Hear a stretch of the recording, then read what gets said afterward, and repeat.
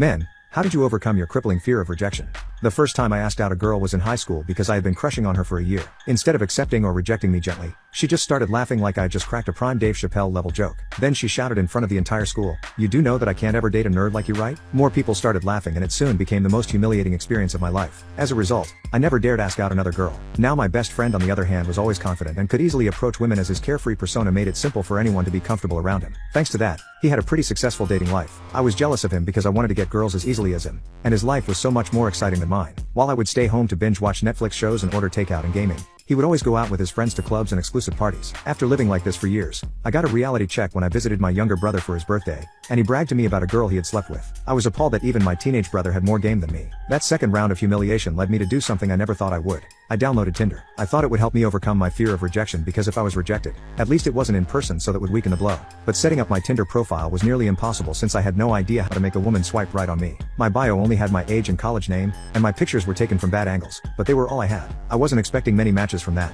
but I still wasn't happy that my messages were drier than a Popeye's biscuit. And the one time a very pretty goth girl swiped right on me, I had no idea how to keep the conversation going. I never thought I would be the type to ask a woman, "What are you doing?" every 5 minutes, but I did just that. She never talked to me again after I asked, "How are you?" twice in a row. This happened 2 more times. Once with a girl who went to my high school and another with a pretty girl who showed some interest in me. After fumbling her by getting too passionate about a show I had recently watched, I got fed up with my lack of social skills and inability to flirt, and I was determined to change. So, I swallowed my pride and asked my friend for advice since he was the only woman expert I knew. I called him and begged for him to share his secret sauce or at least give me a few tips on how to talk to women. That's when he revealed something shocking. He said that he used to be just like me, introverted, had the personality of plain oatmeal and he didn't know a thing about women. I asked him how he was able to change because I needed to change as well. He told me to use a dating AI and listed off some specific ones, but he said Pickup Pal was the best one because it helped him flirt better. Obviously, I didn't believe him and thought he wanted to gatekeep his secret because there was no way an app could change an introvert into a playboy. But he wanted me to just try it and to trust him. Honestly, I didn't want to take his advice because I thought he was messing with me and trying to clown me. So, I started watching short YouTube guides about women and how to interact with them. But every guide I saw had the same generic information.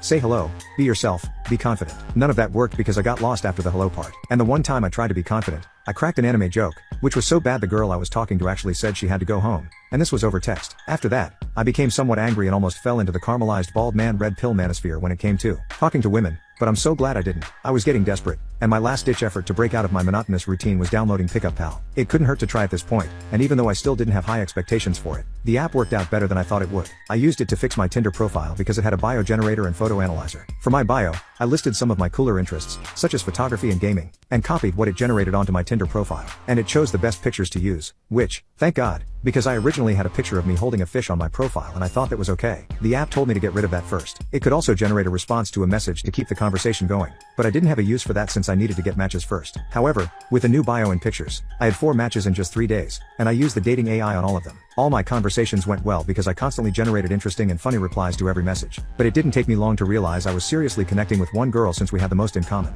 We started bonding over TV shows and games, and our conversations quickly moved on to other interests. She even liked Black Ops 2 Zombies. Talking to her felt natural, and I only used the AI when our conversations started dying because I never wanted to stop talking to her. After 3 weeks of non-stop texting, I asked her out on a date since I really wanted to meet up with her. She said yes, but then realized I had no idea where to take her. I was about to freak out, but I checked the AI to see if it had anything that would help me, and thankfully it had a date generator. All I had to do was put a location and her interests, and then it would pick the perfect places to take her. I chose to take her to this popular Mexican restaurant, and she loved the food. I was mostly worried about our date being awkward or me not knowing what to say because previously, me talking to girls IRL was similar to Bambi on ice. Luckily, our conversation went smoothly, just like it did over text, because using the AI consistently meant I knew what to say when our talks died down. Talking about things I liked and asking her if she liked it too kept the conversation going for a while, and I got to know her by asking about her past. She talked about her hardships throughout her childhood, and I realized by the way she was speaking that she still had a bit of remaining trauma. Having her trust me to tell me everything made me care and fall for her even more. I wanted to know every single thing about her, and even though this was our first date, I enjoyed it so much that I couldn't wait to go out with her again.